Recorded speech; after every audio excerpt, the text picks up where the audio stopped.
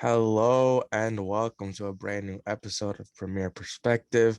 Today we are here to talk about this week's Champions League games. First, I'm going to start off with Man City versus PSG. Oh man, I'm just so Oh happy. yeah, so happy, man. City were able to score real early. Deflected shot from De Bruyne falls into the path of Riyad Mahrez, who put it away through the legs of Keylor Navas to make it 1-0 early on, 3-1 on aggregate. From then we were up, and PSG were bad. They played like they were chasing the game. Don't get me wrong, they were chasing the game, but they Mhm. played like it, and that was their mistake. They did have a couple chances in the first half. No Mbappe, which was insane. I thought the rumors were going to be. I thought they were like Yeah, not fake, but I thought they were exaggerated just to like throw us off. But no, Icardi had to start there, and he really didn't do much against that City absolutely defense. nothing. And I didn't even know he was there. I did see Neymar and Di Maria, though. Verratti, played well Mhm. as usual, but uh, we did a great job of shutting down Neymar. He looked non-existent. He was, I thought if it he was wasn't poor. Neymar, if it wasn't Neymar, I wouldn't have been watching him. Mhm. Same with Di Maria. I mean, none of them really had to go. I mean, had a good chance to break through, and when they did, uh, not Foden. I'm sorry, I'm just thinking Foden. I'm looking at his name here. Stones, Ruben Diaz, and even Zinchenko was insane. Zinchenko was amazing. Kyle Walker was The whole great too, but he didn't defense. have to do too much. But especially Zinchenko. Zinchenko's been insane this season. Diaz and Stones, man, and the way they connect. And Diaz was Mhm. this was probably one of the best games I've seen him play for City, shutting out that really incredible PSG team. But into the second half, great play from City to open up PSG. Foden across to Mahrez, who at that point had a wide open goal and just had Mhm. to put it right past He's not Navas, and he Sterling. and he did. He's not Sterling. Sterling would have skied that shit, but Mahrez puts those away 2-0, and at that point, basically over. Right after that, Di Maria just took it upon himself to step on Fernandinho's ankle. Just stupid when you're down. And after PSG went down to 10 men, it was over from there. They weren't even chasing. City was just controlling the ball, holding it as they do, and it was done from there. So City into the final. Yeah, I'm really happy City's in the final. I thought they fully deserved it. But to get more into that, I'm going to do a little preview of the final at the end. But I want to go into Chelsea versus Madrid to talk to our guest here. Best of both worlds for you. Your favorite player in the world scored, but for Chelsea, and your favorite team in the world lost. So, um, but just to give a little quick rundown of the game before we get your thoughts, Abdul. I thought Chelsea wanted more, definitely. The goals came from Werner and Mount. I thought Pulisic was such a great impact when he came in the second half. A great play from him to get that goal for Mount. I thought Madrid were super flat on offense, didn't really work well together in terms of attacking. It seems like it was just Benzema up there trying to stitch as much as he can and couldn't do really anything because he had no help. And I thought Chelsea fully deserved it. I originally thought going into the game that Madrid was gonna put way more of a challenge and we're gonna maybe even win the game, but I thought Chelsea fully deserved it. So Abdul, um, how do you feel about the way Madrid played, the way Chelsea played too? Just your overall thoughts on the game. Um, as a Madrid fan, obviously disappointed. Not the result that I expected. I expected Madrid to start the game very offensive, creating lots of chances, finishing more chances. But clearly that wasn't the situation there. Madrid was poor. Chelsea was the better team in both legs, to be honest, in both legs. And I don't know what to say about what happened with Madrid. They weren't creating enough chances. Mm. The midfield wasn't existent. Like I didn't see much of an impact on players. Benjamin Mendy, I totally disagree that he should have played yesterday. Furlong.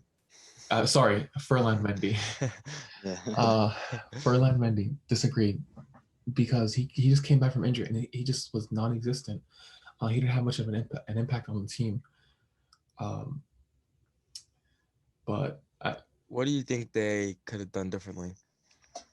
um, well, to start off, I didn't think they should have played a 3-4-3 formation because it never works with us. It Mm-hmm. never works.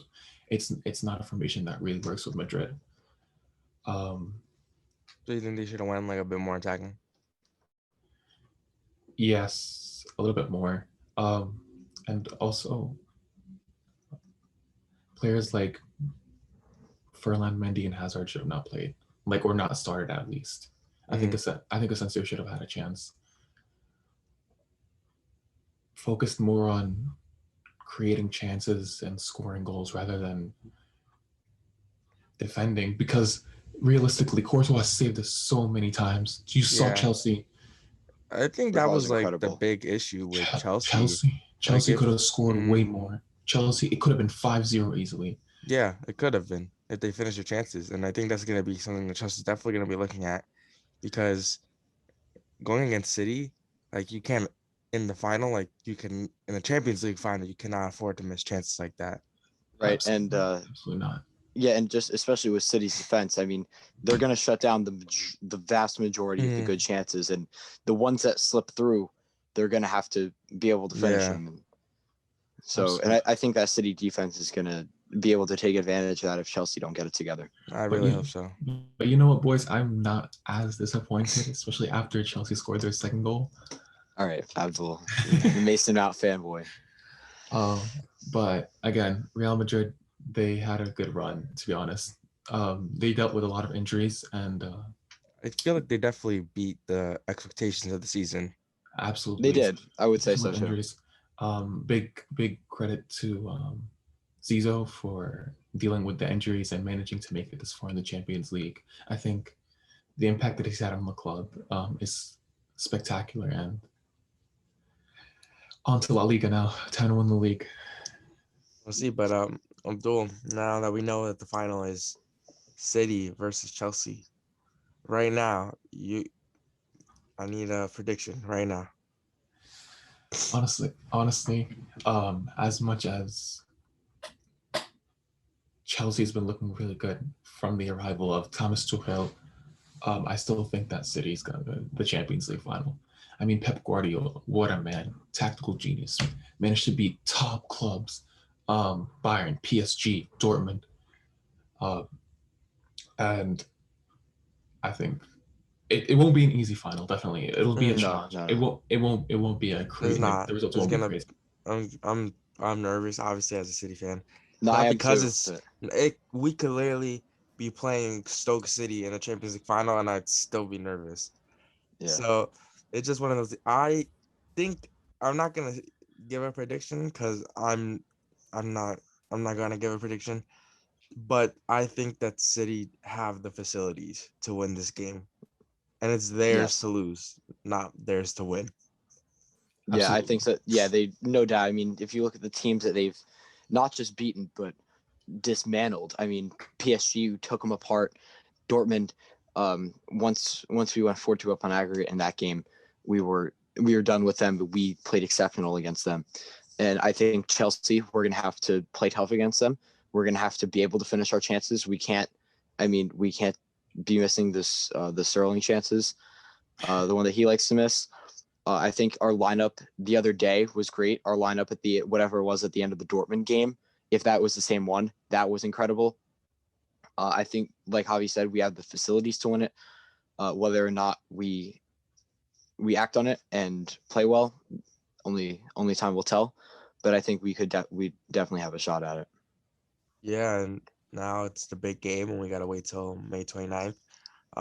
We're gonna have coverage on both sides, as in we're gonna do a video before the game previewing it, and then a video afterwards talking about how it went. Hopefully, it ends in celebration. It might be the saddest I've ever in a video if we lose. Right. But yeah, once again, we want to say thank you for the support on the channel. I want to say thank you to Abdul for coming on. As always, basically our third host at this point. But yeah, once again, thank you, and we'll see you guys soon.